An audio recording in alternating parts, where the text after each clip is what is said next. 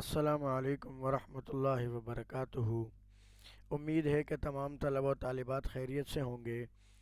آج کی اس ویڈیو میں ہم آپ کے سامنے پیپر کا سوال نمبر 3 حل کریں گے، جو احادیث کے حوالے سے آتا ہے۔ اس سے پہلے ویڈیو میں ہم نے آپ کے سامنے آیتیں حل کی تھی، اور اس ویڈیو میں انشاءاللہ ہم آپ کے سامنے احادیث، جو کہ پرچے کا سوال نمبر 3 ہے، اور ان میں سے 2 احادیث کا آپ نے ترجمہ لکھنا ہوتا ہے، صرف ترجمہ۔ یہاں پر ہم نے آپ کی آسانی کے لیے کتاب میں سے 10 آیتیں جمع کی ہوئی ہیں، جو آپ کے سامنے ہیں۔ حدیث نمبر 1 ہے، خیرکم من تعلم القرآن وعلم۔ ترجمہ ہے اس حدیث کا کہ تم میں سے سب سے بہتر شخص وہ ہے جو قرآن سیکھے اور اسے سکھلائے۔ حدیث نمبر 2 ہے، افضل الذکر لا الہ الا اللہ و افضل الدعاء الحمد للہ۔ ترجمہ ہے کہ سب سے بہتر ذکر لا الہ الا اللہ ہے، اور سب سے بہتر دعا الحمد للہ کہنا ہے۔ حدیث نمبر 3 ہے، ان اول الناس بی یوم القیامہ اکثرہم علی الصلاۃ۔ ترجمہ ہے کہ قیامت کے دن لوگوں میں مجھ سے سب سے زیادہ قریب وہ شخص ہوگا جو مجھ پر سب سے زیادہ درود شریف بھیجنے والا ہوگا، یعنی درود پڑھنے والا ہوگا۔ حدیث نمبر 4 ہے، ان اللہ لا ينظر الى اجسامکم ولا الى صورکم ولکن ينظر الى قلوبکم واعمالکم۔ ترجمہ ہے، یقیناً اللہ تعالی تمہارے جسموں اور صورتوں کو نہیں دیکھتا، بلکہ تمہارے دلوں کو دیکھتا ہے۔ مطلب یہ کہ تمہاری نیت کو دیکھتا ہے اللہ تعالیٰ، کہ تمہارے دل میں کیا نیت تھی اور کس نیت سے تم نے یہ مال اللہ کی راہ میں خرچ کیا۔ حدیث نمبر 5 ہے، من دل علی خیر فلہ مثل اجر فاعلہ۔ کہ جس نے کسی شخص کی اچھائی کی طرف رہنمائی کی تو اس کو بھی وہی اجر ملے گا جو اس بھلائی کرنے والے کو ملے گا۔ یعنی جس نے کسی کو نیکی کی ترغیب دی، نیکی کی طرف لے کر آئے، تو اس کو بھی اللہ تعالیٰ اس نیکی کرنے والے کا وہی ثواب دیں گے جیسے اس کو ثواب دے رہے ہیں نیکی کرنے والے کو۔ اس کے بعد حدیث نمبر 6 ہے ہمارے پاس، لیس منا من لم یرحم صغیرنا ولم یوقر کبیرنا۔ آپ صلی اللہ علیہ وسلم فرماتے ہیں کہ وہ شخص ہم میں سے نہیں جو ہمارے چھوٹوں پر رحم نہ کرے اور ہمارے بڑوں کی عزت و تکریم نہ کرے، یعنی عزت و ادب نہ کرے۔ حدیث نمبر 7 ہے، اکمل المؤمنین ایمانا احسنہم خلقا۔ ترجمہ ہے کہ تم میں سے مکمل یعنی کامل ایمان والے وہ لوگ ہیں جن کے اخلاق دوسروں سے اچھے ہیں۔ حدیث نمبر 8 ہے، الید العلیٰ خیر من ید السفلیٰ۔ کہ اوپر والا ہاتھ نیچے والے ہاتھ سے بہتر ہے۔ مطلب یہ کہ دینے والا ہاتھ لینے والے ہاتھ سے بہتر ہے۔ اوپر کا مطلب دینے والا اور نیچے کا مطلب لینے والا۔ حدیث نمبر 9 ہے، من صام رمضان ایمانا واحتسابا غفر له ما تقدم من ذنبه۔ ترجمہ ہے کہ جس نے رمضان کے روزے ایمان اور ثواب کا کام سمجھ کر رکھے، اس کے سبب اس کے پچھلے سارے گناہ بخش دیے جائیں گے، یعنی اللہ تعالیٰ اس کے گناہ معاف فرما دیں گے۔ حدیث نمبر 10 ہے، کلکم راع و کلکم مسئول عن رعیتہ۔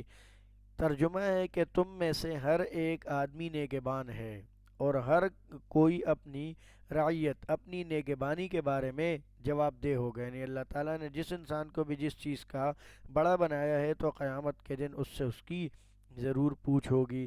اس کے بعد پیپر کا سوال نمبر 4 شروع ہوتا ہے، اور ان میں سے جو ہے وہ جو سوال آتا ہے تو وہ یہ آتا ہے کہ مندرجہ ذیل سوالات میں سے کسی بھی ایک سوال کا مختصر، کسی بھی 6 سوالات کے مختصر جواب تحریر کرنے ہوتے ہیں۔ یعنی یہ حصہ جو مختصر سوالات آپ کی کتاب میں دیے ہوئے ہیں تو ان میں سے آتا ہے یہ۔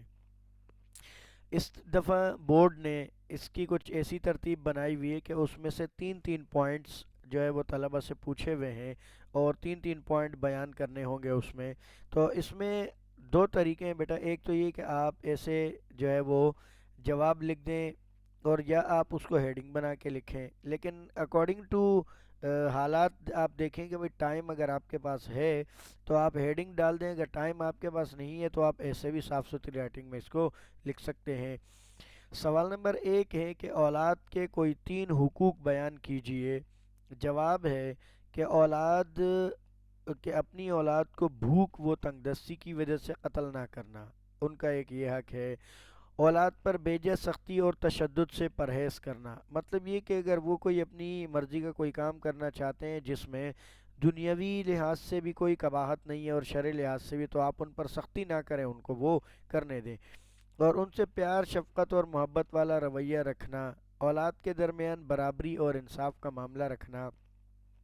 بیٹوں کی طرح بیٹیوں کو بھی مال و جائیداد میں ان کا حصہ دینا، کیونکہ اکثر لوگ اپنے بیٹوں کو تو بڑا چاہتے ہیں، ان کے جائیداد میں حصے دیتے ہیں، لیکن بیٹیوں کو جائیداد کے حصے سے محروم رکھتے ہیں، کیونکہ کہتے ہیں یہ تو دوسرے گھر کی ہے، تو آپ علیہ السلام نے اس سے سخت منع کیا ہے۔ سوال نمبر دو ہے مال و جائیداد حاصل کرنے کے تین ناجائز طریقے تحریر کیجیے۔ جواب ہے کہ مال حاصل کرنے کے تین ناجائز طریقے درج ذیل ہیں: چوری اور ڈکیتی کر کے مال کا حاصل کرنا، نمبر دو غصب چھیننا، دھوس دھوکہ اور رشوت کے ذریعے کسی کا مال ہتھیانا، ملاوٹ اور ناپ تول میں کمی وغیرہ کر کے ذریعے مال کمانا۔ سوال نمبر تین ہے غلبہ و اقتدار ملنے کی صورت میں مسلمان حکمرانوں کے فرائض کیا ہوں گے؟ تین فرائض تحریر کیجیے۔ جواب ہے کہ غلبہ و اقتدار ملنے کے بعد مسلمان حکمرانوں کے فرائض درج ذیل ہوں گے۔ نمبر ایک، نماز قائم کرنا جس کے ذریعے انسان کا تعلق اللہ سے مضبوط ہو سکے، زکوٰۃ کی ادائیگی کو یقینی بنانا تاکہ لوگوں کی ضروریات کے لیے مناسب انتظامات ہو سکیں، نیکی کا حکم دینا اور برائی سے منع کرنا تاکہ امن و امان قائم رہے۔ سوال نمبر چار ہے حدیث کے لغوی اور اصطلاحی معنی تحریر کیجیے، یا سنت کے لغوی اور اصطلاحی معنی تحریر کیجیے۔ یا کا مطلب بیٹا بیچ میں یہ ہوتا ہے کہ ان دونوں میں سے کوئی ایک کرنا ہے۔ اکثر ہمارے طلباء اس بات کو نہیں سمجھ پاتے، وہ سمجھتے ہیں کہ دونوں لکھنے، نہیں، یہ اس یا کا مطلب یہی ہوتا ہے کہ آپ یا پہلا والا سوال لکھیں یا یہ دوسرا والا۔ جواب ہے کہ لفظ حدیث کے لغوی معنی خبر، بات چیت اور نئی چیز کے ہیں۔ اصطلاح میں حضور صلی اللہ علیہ وسلم کے قول، فعل اور تقریر کو حدیث کہا جاتا ہے۔ دوسرا جو اس کا سوال ہے سنت کا، کہ سنت کے لغوی معنی طریقہ اور راستہ کے ہیں۔ اصطلاح میں حضور صلی اللہ علیہ وسلم کی زندگی گزارنے کے اختیار کردہ طریقے کو سنت کہا جاتا ہے، اور اس پر عمل کو نبی کریم صلی اللہ علیہ وسلم نے ہمیشہ کیا ہو، مطلب یہ کہ کوئی ایسا عمل کہ جس کو آپ صلی اللہ علیہ وسلم نے موت تک کیا ہو تو اس کو کہا جاتا ہے سنت، ٹھیک ہے؟ تو یہ یہاں پر بیٹا ہمارے پاس 5 سوال پورے ہو گئے ہیں، اور 4 سوال ہمارے یہاں ہو گئے ہیں۔ انشاءاللہ اگلی ویڈیو میں ہم آپ کو اور جو اس کے مزید سوالات ہیں، یہ بیٹا ٹوٹل 25 سوالات ہم نے لیے ہوئے ہیں، جن میں سے 21 ابھی باقی ہیں، تو آپ اس ویڈیو کو شیئر بھی کیجئے گا اور چینل کو سبسکرائب بھی ضرور کریں، اور دوسروں میں بھی شیئر کریں تاکہ تمام طلبہ کو اس سے فائدہ ہو، کیونکہ یہ محض آپ لوگوں کے فائدے کے لیے ہم کر رہے ہیں بیٹا، اور ہمیں جو ہے وہ اس سے کوئی مقصد نہیں ہے۔ اور کمنٹس میں ضرور بتائیے گا اگر کوئی مسئلہ ہوتا ہے بیچ میں یا کوئی پرابلم ہوتی ہے، تو آپ کی رائے ہمارے لیے قابل قدر ہوگی۔ جزاک اللہ، اللہ خوش رکھے آپ کو، دعاؤں میں یاد رکھیے گا۔ اللہ حافظ۔